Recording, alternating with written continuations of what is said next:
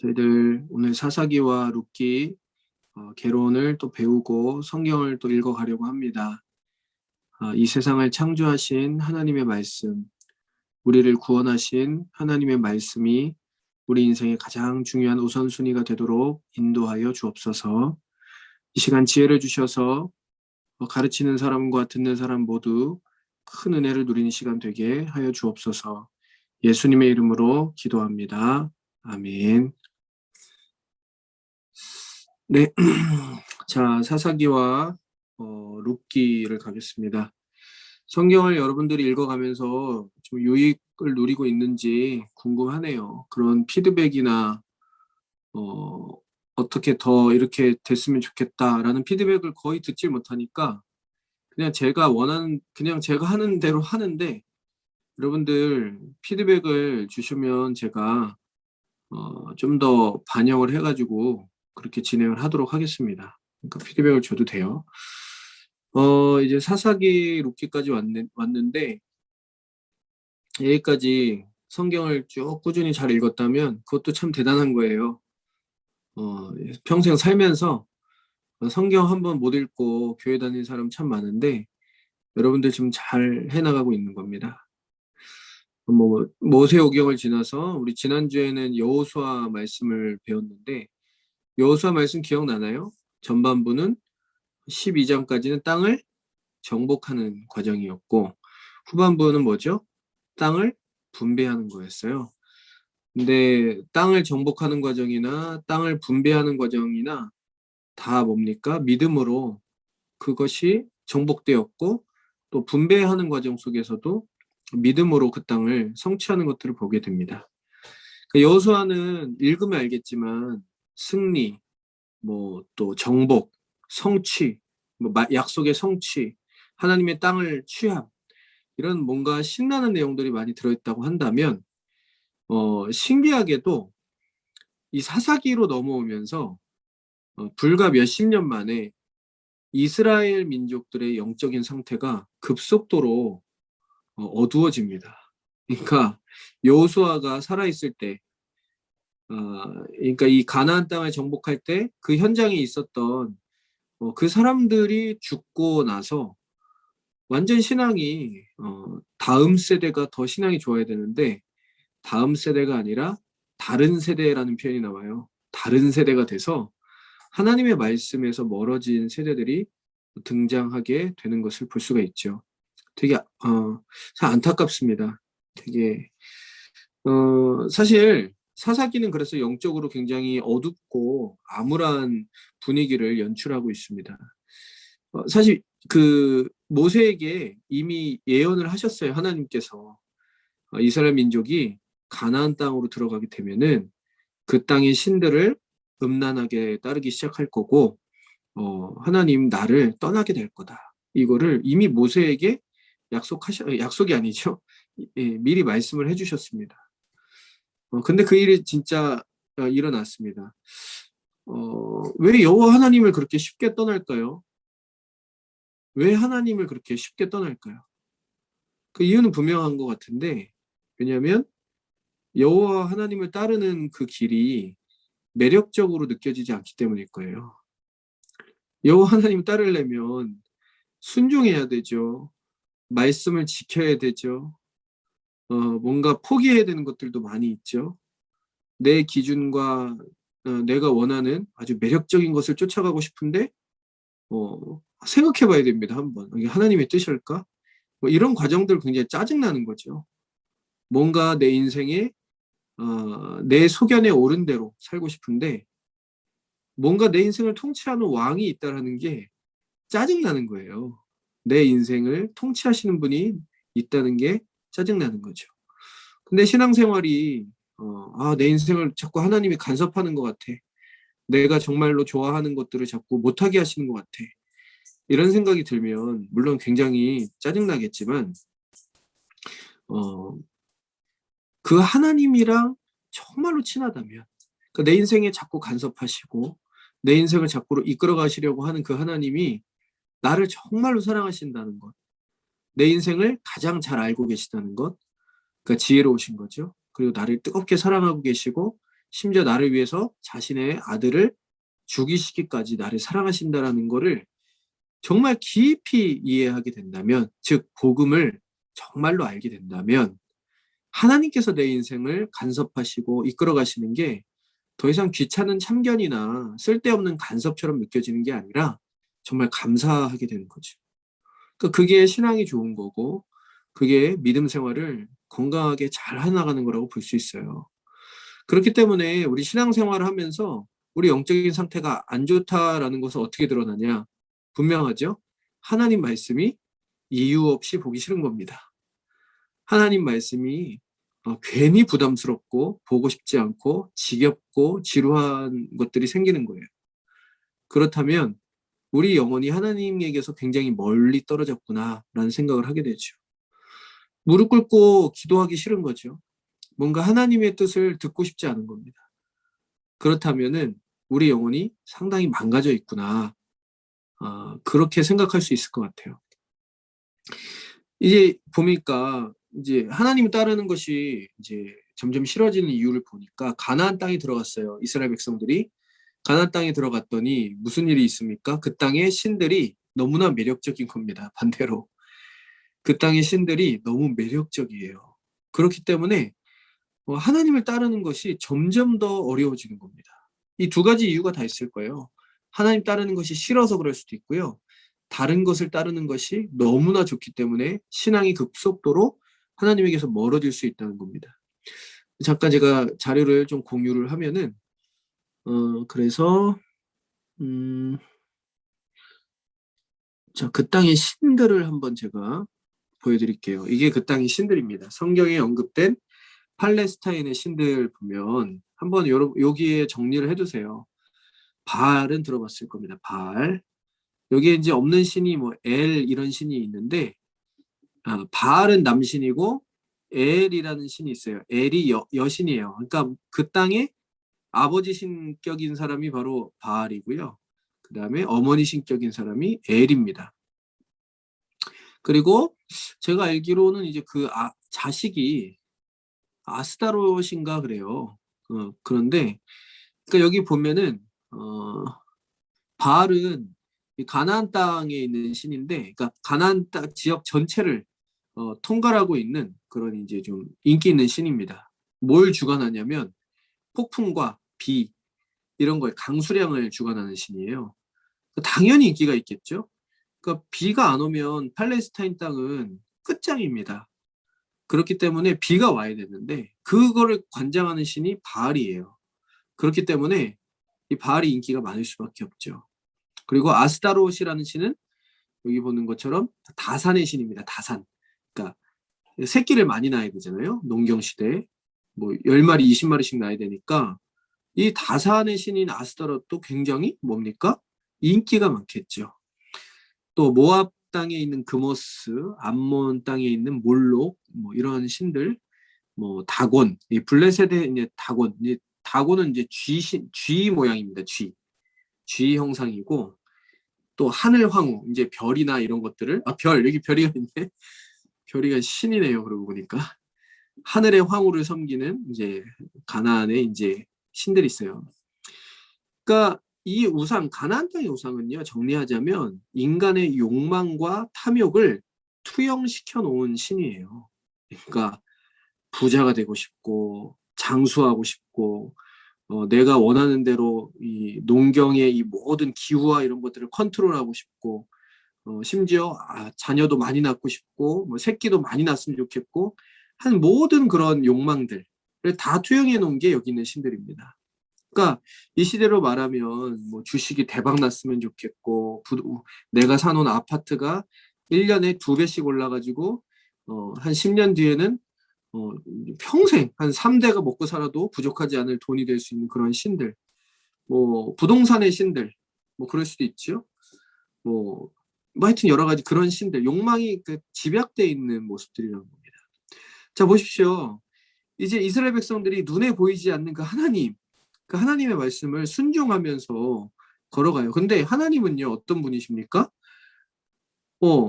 그냥 인간의 탐욕대로 움직이시는 분이 아니에요. 인간이 하나님을 움직일 수가 없습니다. 하나님의 말씀에 오히려 순종을 해야 됩니다. 우리가. 그래야지만 하나님께서 우리 인생 가운데 풍요로움과 뭡니까? 형통함을 주셔요. 근데 이 가나안 신들은 마치 어느 정도의 적당한 재물, 적당한 뭔가 희생 제물 같은 것들을 바치면 마치 이 신들을 컨트롤할 수 있는 것처럼 시스템이 되어 있는 겁니다. 당연히 너무나 매력적이죠. 이런 신들을 섬기고 싶겠죠. 근데 하나님 당연히 그래서 멀어지게 되는 거죠. 참 재밌어요. 그러니까 예상대로 어떻게 되는 거냐면 이스라엘 백성들이 여호와 하나님을 닮아가는 것이 아니라 누구를 닮아갑니까? 가나안 민족의 백성들처럼 변화가 되는 거죠. 그 가나안화라고 합니다. 이걸 가나안화. 예, 지금 시대 용어로 말하면 세속주의화라고 볼 수 있습니다. 세속주의. 그러니까 하나님을 믿는 사람들의 가치관과 하나님을 믿지 않는 사람들의 가치관이 전혀 차이가 없는 상태. 그것이 바로 세속주의라는 것으로 표현될 수가 있어요. 이 가나안 땅의 풍요로움과 탐욕에 한번 맛을 보기 시작한 이스라엘 백성들은요, 이제 하나님을 섬기는 게 너무 싫어지기 시작했어요. 불과 한 세대 만에, 한 3, 40년 만에 완전히 뭡니까? 망가지기 시작합니다. 영적으로. 그래서 저는 이걸 보면서 뭘 느끼냐면 이미 약속이 성취된 거 아닙니까? 땅을 얻었고. 근데 우리 신앙이 언제 망가지냐면은요, 풍요로움이죠. 하나님의 뭔가 약속이 성취돼서 내 인생 가운데 무언가가 이루어진 것 같다는 생각이 들 때 사람들이 엄청나게 급속도로 망가지기 시작한다는 거예요. 뭐가 이 마음속에서 막 꿈틀대면서 고개를 듭니까? 그럴 때? 아, 뭔가 이거 내가 한 것 같은데? 야, 이거 내 실력이 상당한 거 아니야, 이거? 이거 좀만 더 하면 엄청나지겠는데? 어? 그 마음, 한켠에 이런 마음이 또 들죠. 하나님 없어도 살만한데? 하는 이런 교만과 자만이 우리 마음속에서 꿈틀대면서 일어나기 시작하는 거죠. 이러면서 서서히 영혼이 망가지는 거예요. 다른 우상이 내 마음을 지배하기 시작하는 겁니다. 근데 뭐 다 다르겠죠. 그게 뭔지는. 그러니까 이제 사사기는 전체적으로 이스라엘 민족들이 가나안 땅에서 왜 급속도로 망가졌는가라는 것에 대해서 그려주고 있어요. 그때마다 누굴 세우시는 겁니까? 네. 이제 망가지게 되면 하나님께서 너네 정신 못 차려? 하면서 뭘 보내시죠? 주변 이방 민족들을 통해서 심판하세요. 그러니까 채찍질을 하시는 겁니다. 그래서 막 때리세요. 내가 정신 안 차려? 하면서 막 블레셋, 뭐 또 암몬 이런 나라들을 이제 데려다가 막 치십니다. 그래서 곡식도 뺏어가고 막 착취당하고 고통과 압제를 당하죠. 그러면 이스라엘 민족들이 한 10년, 20년 그렇게 압제를 당하면 무슨 생각을 하게 됩니까? 아, 우리가 뭘 잘못했을까라는 반성이 일어나요. 그 반성이 일어나서 하나님의 말씀에서 우리가 떠났구나. 그래서 여호와 하나님께 뭐 합니까? 부르짖기 시작합니다. 부르짖음이라는 표현이 나와요. 계속 반복해서 여호와 하나님께 부르짖었더라. 이게 뭡니까? 주님 살려주십시오. 제가 뭘 잘못했는지 알겠습니다. 라고 말하면 그때 하나님께서 누굴 세우시는 거죠? 사사들을 세우셔서 구원해 내시는 겁니다. 사사들을 세우셔가지고 그래 너희들이 돌이켜라. 내가 너희를 끝까지 사랑한다 하면서 다시 회복시키세요. 그럼 어떤 일이 일어납니까? 이스라엘 민족의 재타락이 일어납니다. 또 다시 살만한데? 괜찮은데? 이거 하나님 없어도 살만한데? 다시 타락이 일어나요. 그러면 어떻게 됩니까? 하나님이 어떻게 하시죠? 그 다음에 얘네들 봐라. 경각심을 줘야 되겠는데? 그럼 다시 이방 민족을 통해서 어떻게 하십니까? 치시죠.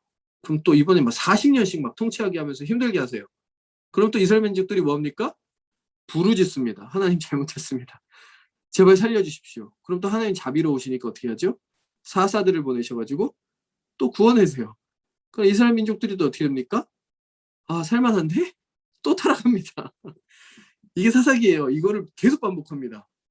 한 10번 반복해요. 이게 사사기예요. 이러면서 우리들 보는 것 같죠? 우리 사사기의 인생을 살지 않습니까? 솔직히. 영적으로 성장하는 게 아니라 그냥 쳇바퀴 도는 그냥 간신히 근근히 사는 정도의 그런 은혜를 갖고 근근히 얻어먹는 그 정도의 영성으로 살아갈 때가 많다는 거죠. 근데 그만큼 이 가나안 땅에 있는 그 우상들이 너무 매력적이어서 계속 포기를 못하는 겁니다. 그렇게 얻어맞고도 다시 그리로 가요. 아, 주님, 저 좀 살만하니까 다시 우상을 섬기겠습니다. 또 고통스러운 부르짖고. 이게 사사기예요. 그래서 이 사사들을 하나님 세우시는데, 사사는 여러분들 영어로 보면 저지라고 되어 있잖아요. 제 발음이 좀 그렇긴 하지만 저지라 그러나요? 어떻게 발음이 어떻게 되죠? 하여튼 그런데 뭔지 알죠? 무슨 단어인지? 그러니까 뭡니까? 판사란 뜻을 가지고 이제 판결하는 사람. 여러분들 근데 실제적으로요, 이 사사들의 역할은 이스라엘 민족 안에서 사법적인 지도자라기보다는 뭐였을까요? 이방 민족들이 압제하고 착취하고 고통을 줄 때 군사를 이끌고 나아가서 군사적인 승리를 이끌어냈던 군사적 지도자에 가깝습니다. 그래서 실제로 이 사사들은 어떤 역할들을 했냐면 군사적인 리더 역할들을 많이 했다라는 것을 볼 수가 있어요. 근데 이 사사들을 자세히 보면은요, 제가 또 자료를 하나 공유하겠습니다. 사사들을 정리해 놓은 표를 제가 올려드릴게요. 자, 이게 보시면 뭐 대사사, 소사사 이렇게 되어 있는데 뭐 이거는 뭐 이 사람이 더 위대하다 이런 표현은 아니고요. 이 사람들에 대한 분량이 많기 때문에 그래요. 분량이 많은 사람들이 대사사고요. 이 사람들에 대한 분량이 적은 사람들이 소사사입니다. 선지서도 마찬가지예요. 나중에 대선지서, 소선지서 나뉘는데 대선지서는 뭐 되게 위대한 인물들인가 보다. 이사야는 66장이나 되니까 이 사람 제일 위대한 인물인가 보다. 아닙니다. 그냥 분량이 많아서 그런 거예요. 크다, 분량이 많다, 대선지서, 소선지서 이렇게 나눈 겁니다. 이것도 마찬가지예요. 놀라운 건 삼가이 같은 사람은 한 줄밖에 없잖아요. 이런 사람들이 훨씬 더 경건하고 괜찮은 사람들이에요. 문제가 많은 사사일수록 분량이 깁니다. 왜냐하면 하나님께서 이 사사를 통해서 단숨에 일을 하시면 되는데 이 사사가 계속 뻗팅기고 막 순종하지 않고 이러면서 분량이 길어져요. 특히 그 제일 긴 사람은 누구냐면 삼손이죠. 삼손은 가장 능력을 많이 주셨어요. 왜냐하면 혼자서 몇천 명을 때려 죽일 힘이 있습니다. 근데 제일 심하게 타락했습니다. 제일 심하게 타락한 사사가 삼손이에요. 그러니까 이 두 가지를 볼 수 있는데 이 사사들을 보면서 하나님께서는 되게 약점이 많은 사람들을 들어서 쓰셨다라는 거. 이거는 우리한테 위로가 되는 말씀이겠죠. 여기 보면 에훗 같은 사람은 뭡니까? 왼손잡이였어요. 왼손잡이. 그러니까 왼손잡이는 지금은 왼손잡이가 너 왼손잡이야? 이런 말 할 사람 없잖아요. 있나요? 너 왼손잡이네 이런 말 안 하는데 과거에는 왼손잡이라 그러면은 밥 먹다가 어른들이 막 때리기도 했어요. 똑바로 숟가락 안 들어? 막 그런 일도 있었습니다. 근데 이 시대의 왼손잡이라는 것은 거의 장애인 취급을 받을 정도로 되게 소수자의 입장에 있는 사람이었어요. 그래서 이 에웃이라는 사람이 사사기 이제 읽어보세요. 읽어보면 왕이랑 독대를 해요. 왕이랑 여기 있는 그 이방 왕이랑 그러니까 자기를 이제 괴롭히고 있는 이방 왕. 근데 사실 왕이랑 1대1로 독대를 할 수 없습니다. 근데 왜 에웃이 독대를 했냐면 이 왼손잡이였기 때문에 그래요. 그러니까 장애인 취급을 받았기 때문에 이 왼손잡이가 왕에게 어떤 위해를 끼칠 수 있을 거라고 생각하지 않았습니다. 그러니까 이런 약점들을 갖고 있는 사람들을 하나님께서 쓰셨어요. 드보라는 여자였죠. 이 당시에 물론 성경에서는 남녀가 평등하고 똑같아요. 하지만 이 당시에 팔레스타인의 사회 문화는 뭡니까? 여자들은 리더가 될 수 없어요. 그 당시의 문화로는요, 여성들의 어떤 입지는요, 굉장히 낮았습니다. 근데 지도자로 서 있죠. 지도자로 서 있습니다. 그러니까 하나님께서는 당시에 연약한 그런 위치에 있던 사람들을 쓰셨어요. 기드온은 누구죠? 기억나나요? 겁쟁이잖아요, 겁쟁이. 저는 못해요, 계속. 하나님 저를 만약에 쓰시려거든 양털에다가 막 물을 묻혀주세요, 막 이러면서 겁쟁이잖아요. 다 이런 사람입니다. 입단은 뭘까요? 이 대사사들이 다 약점이 많아요. 출신이 조폭 출신이에요, 조폭. 건달입니다, 이 사람은. 출신이 좋지 않아요. 근데 군사 지도자가 되죠. 삼손은 말할 것도 없죠. 이 사람은 그냥 성 중독자예요. 한마디로. 그러니까 굉장히 약점이 많은 사람들인데 하나님께서 쓰시고 있다는 거죠. 그러니까 이런 모습들을 보면서 이 사사기에 있는 사사들을 보면서 우리에게 위로가 되는 부분이 있을 거고요. 또 한편으로는 뭡니까? 우리에게 경계를 주는 건 뭐냐면 이 뒤로 갈수록 사사들이 완전히 하나님의 말씀을 모릅니다. 그러니까 나중에 삼손을 한번 자세히 연구해 보면요. 삼손은 레위기의 율법 말씀을 거의 몰라요. 왜냐면 사자 시체 안에서 꿀을 막 빼먹고 그러거든요. 근데 이스라엘의 그 나실인이에요. 삼손은 머리를 안 깎잖아요. 나실인은요, 술도 먹으면 안 되고, 또 뭡니까? 시체를 가까이 하면 안 돼요.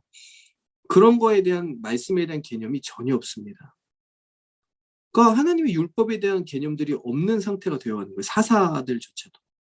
그렇기 때문에 이스라엘 영적인 상태가 얼마나 계속 하양 곡선, 하강 곡선을 그리고 있는지 그거를 이 사사들의 모습을 통해서도 확인할 수가 있는 거죠. 그러니까 여러분들이 관전 포인트죠. 그냥 사사기를 읽을 때 이런 면들을 한번 자세히 주의 깊게 보면서 한번 사사들을 읽어보세요. 굉장히 재밌습니다. 그래서 사사기는 그래서 이제 전체 이 사사들이 이런 이제 내용들이 있고요. 지도를 하나 또 공유를 하겠습니다. 자, 이제 그래서 사사기 이제 전체적으로 개요를 간단히 얘기를 할게요. 그런데 사사기가 이제 사람에 따라서는 그 기간을 좀 다르게 보는데 한 400년 정도 기간이라고 봐요. 사람들이. 근데 이게 보면은 전체를 사사기에 나와 있는 기간을 전체를 다 합치면 500년 정도가 나옵니다. 그러니까 그 몇 년을 통치했고 몇 년을 뭐 평안했더라 이런 걸 더하면요. 그럼 100년의 기간은 어떻게 된 건가요? 이런 표현이 쓸 수 있는데 사실 동시다발적으로 일어난 사건들도 있다는 거예요. 왜냐하면 기드온이란 사람 같은 경우는 이쪽에 므낫세와 어디입니까? 이사갈 또 스불론 이쪽 지역에 있는 사사라고 볼 수 있고요. 입다는 동쪽에 있죠. 그리고 에웃은 남쪽에 있죠. 두브로랑 삼손은요.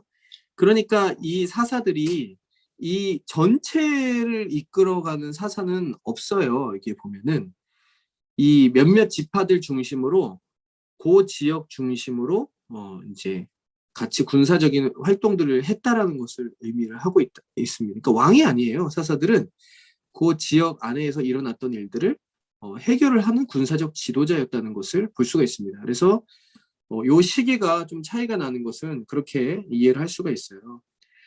그러니까 사사기는 크게 세 부분으로 나눠지는데 첫 번째 1장 1절부터 3장 6절까지 내용은요. 이스라엘의 가나안 정복 실패입니다. 이게 무슨 말이냐면 여호수아랑 이스라엘의 12지파 같이 연합해서 지난주에 지도를 제가 보여드렸는데 대부분의 중요한 도시들을 점령을 했어요. 그런데 다 점령이 된 것이 아닙니다.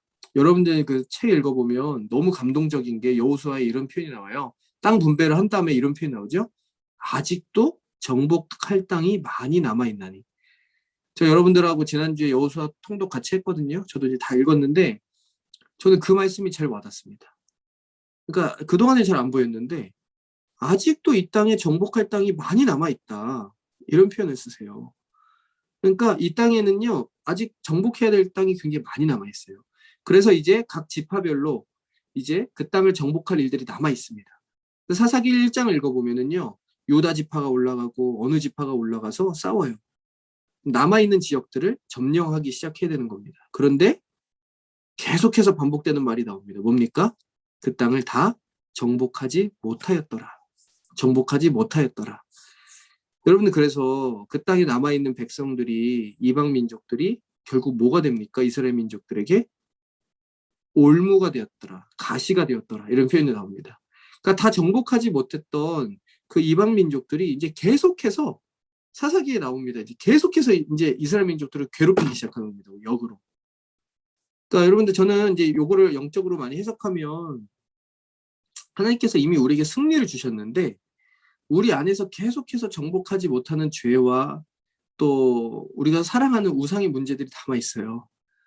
그러니까 우리가 이거 버리지 않는 겁니다. 사실 이거 너무 사랑해서 하나님보다 더 사랑한다고 입으로 말은 안 하지만 우리 마음속으로 이걸 너무나 사랑해서 버리지 않는 것들이 있는 거죠. 근데 사실 그런 것들이 우리 안에 남아 있어서 계속해서 공격을 합니다. 우리가 약해졌을 때 우리 영혼을 공격하고 우리 영혼을 피폐하게 만들고 하나님이 없다고 생각하게 만들고 하나님 없이도 살 수 있다고 생각하게 만드는 그 요인들이 남아있다는 거죠. 네, 하나님께서 우리에게 원하시는 건 완벽한 정복이에요. 어떤 옛날에 소그룹 하다 어떤 친구가 물어보더라고요. 죄의 문제는 완전히 극복할 수 있습니까? 이런 얘기를 하더라고요. 자기 안에 정말 오랫동안 싸우던 죄의 문제가 있는데 이거 해결할 수 있는 겁니까? 그럼 얘기를 하더라고요. 그래서 제가 얘기했어요. 해결할 수 있다. 해결할 수 있습니다. 성경적으로. 물론 시간이 걸릴 거예요. 근데 해결을 하고 싶지 않은 걸 수 있습니다. 우리 마음에.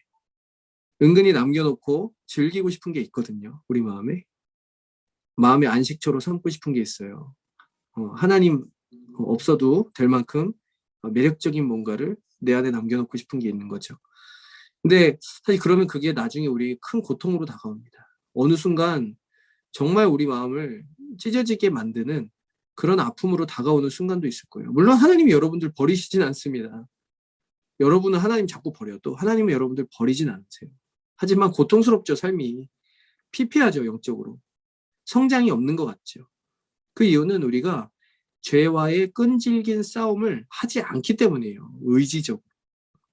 그러니까 그냥 적당히 그냥 그 사사기적인 사이클이에요.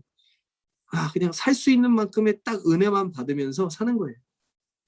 그러니까 우리 영혼이 그냥 피폐해질 수밖에 없는 거죠. 그래서 3장부터 16장까지는요, 그 내용이 나옵니다. 그 사이클이에요. 계속해서 이 사사들을 통해서 하나님께서 어떻게 구원해내셨는가. 이스라엘은 왜 또다시 죄 가운데로 뒤엉켜서 뒹굴고 있는가. 그 얘기들을 계속 보여줍니다. 그리고 마지막 17장부터 21장까지는 이스라엘의 총체적인 부패를 말하고 있습니다.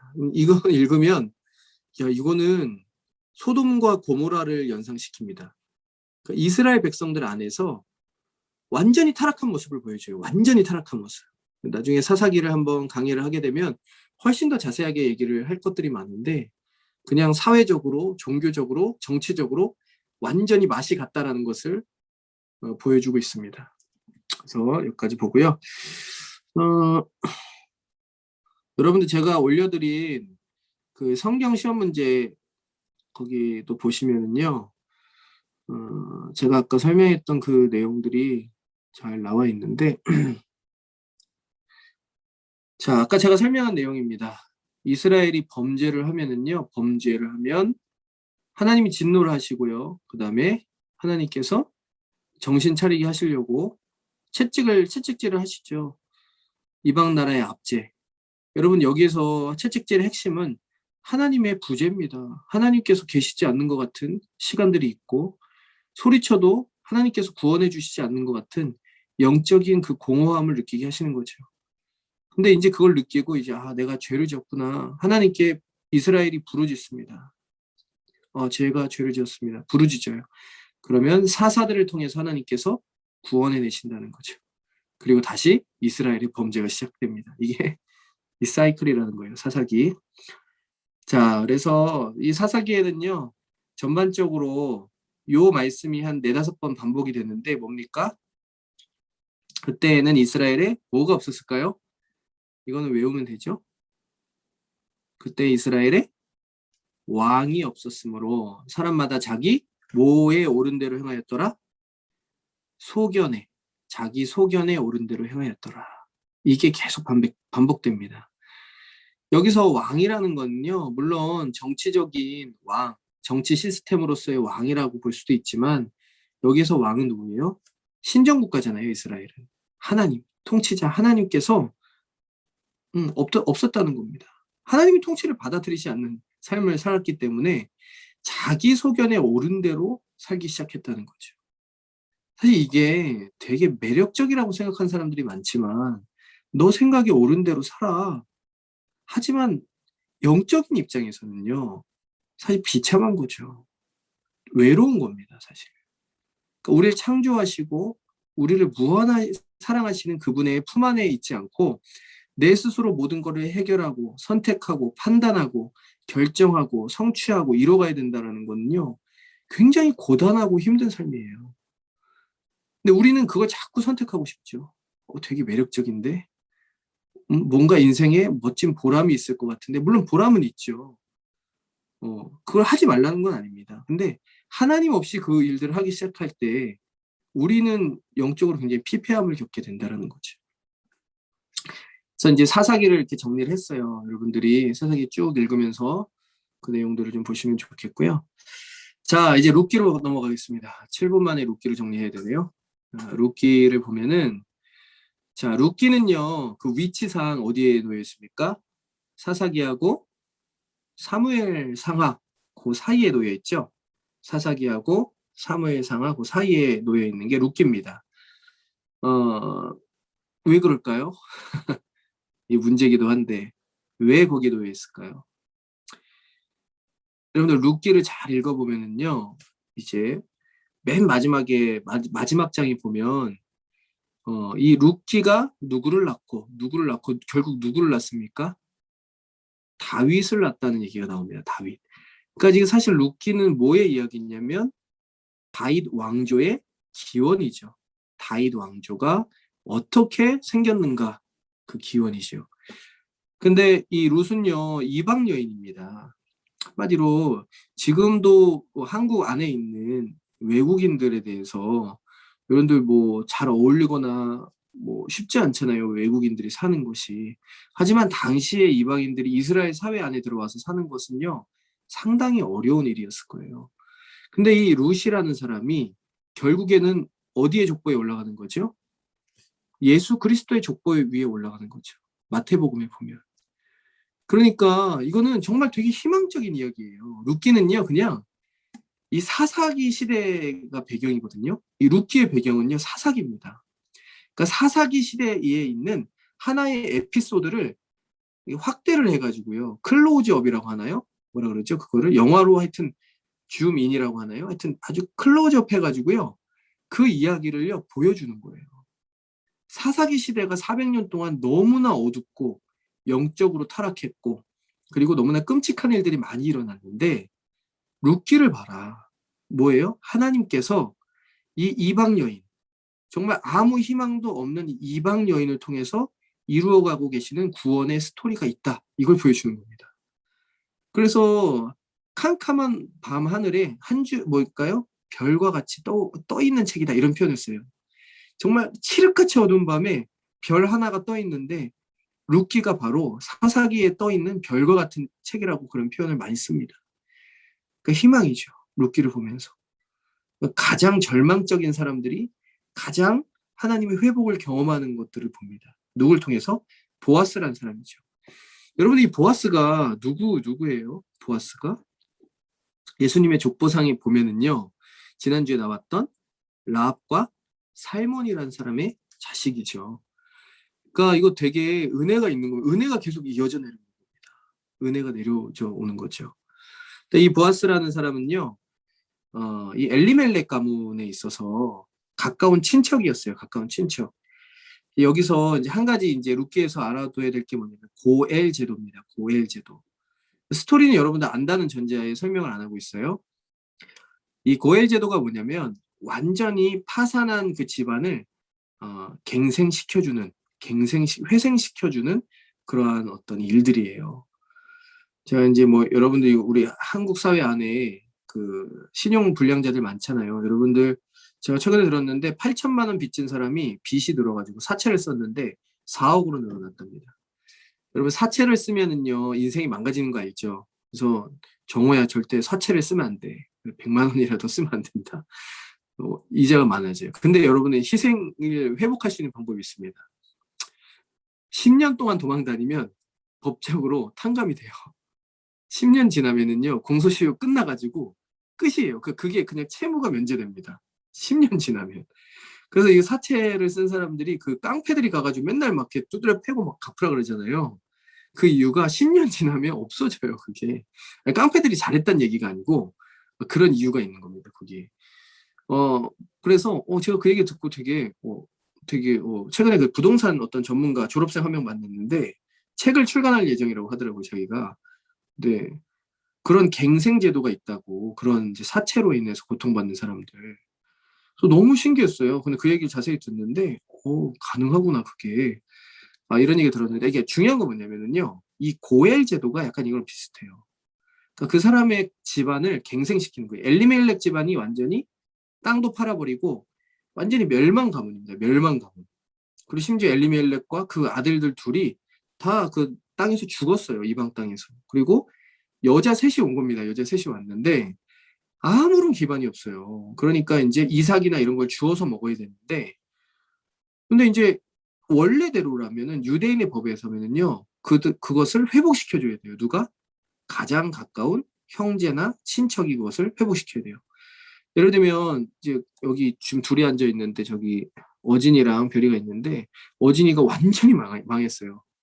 그러면 그거를 누가 회복시켜줘야 되냐면 어진이의 언니라고 해봅시다. 별이가 회복시켜줘야 됩니다. 그러면 어떻게 되는 거죠? 그거는 누구의 것이 되냐면 별이의 것이 되는 게 아니라 그 회복시켜준 거는요. 어진이의 것이 돼요. 은혜인 거죠, 이거. 그러니까 그 땅을 대신 사줘야 됩니다. 그 땅을 사줘야 돼요. 근데 그 땅이 누구 이름으로 들어가냐면 멸망한 가문의 그 사람의 이름으로 다시 회복이 되는 거예요. 그래서 그 사람이 다시 살 수 있도록 되는 제도입니다. 이게 고엘 제도예요. 굉장히 은혜로운 제도죠. 그리고 이제 자식을 못 낳으면은요, 형제가 이제 자식을 못 낳고 죽어요. 만약에 남편이 그러면 그 형제가 이제 자식을 이제 낳아줘야 되는데 그 자식은 자기 자식이 되는 게 아니라 누구 자식입니까? 그 가문의 자식이 되는 겁니다.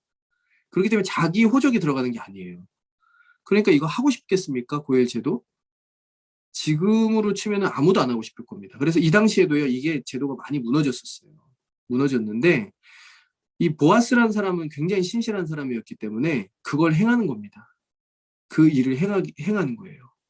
그래서 보아스보다 더 가까운 친척이 있었어요. 이제 룻기를 읽어보세요. 다른 친족이 있었는데 안 하겠다 그럽니다. 이거 되게 뻔뻔한 행위죠. 율법적으로 볼 때. 그러면 이제 보통 그렇게 책임을 다하지 않으면 어떻게 하냐면 성문이 이제 우리로 치면은 사람들이 제일 많이 들여다보이는 성문에서 신발을 벗어서 싸대기를 때리는 거죠. 이게 이스라엘 전통입니다. 수치심을 주면서 너는 하나님의 율법을 지키지 않는 자라는 걸 보여주는 겁니다. 근데 물론 보아스가 그렇게 하진 않아요. 되게 점잖은 사람인 것 같아요. 이 보아스가 대신 그 일을 해주는 거죠. 그래서 룻을 아내로 맞아들여가지고요. 자식을 낳습니다. 근데 사실 그 자식은요. 보아스의 자식이 되는 게 아니에요. 엘리멜렉 가문으로 들어가는 겁니다. 그렇기 때문에 물론 이제 그건 법적으로 그렇게 된다는 말이죠. 그렇게 돼가지고 이제 자기 자식으로 이제 키우는 겁니다. 그래서 이제 해피엔딩이에요. 너무 좋습니다. 그래서 그 시어머니 뭡니까 나오미가 막 내 인생 너무나 쓰라리고 고통스러웠는데 이제 나는 웃는다, 막 행복하다 이런 표현이 나옵니다. 그러니까 루키의 내용은 그런 내용이죠. 그래서 하나는 뭘까요? 이제 다윗 왕조의 계보를 보여주면서 이제 사사 시대가 끝나고 뭡니까? 왕정 시대를 맞이하는 그런 책이라고 볼 수 있고요. 또 하나는 뭡니까? 이 너무나 칠흑같이 어두운 영적인 사사기 시대에 하나님께서 이루어 가시는 일이 있다라는 거. 이 정말 연약한 이 집안을 통해서 하나님께서 보여주시고자 하는 은혜가 있다. 하나님의 섭리가 있다라는 걸 보여주는 책이 바로 룻기예요. 그래서 어려운 게 없습니다. 룻기는. 여러분들이 힘을 얻을 수 있는 책이 룻기죠. 예. 자, 다 한 것 같은데요.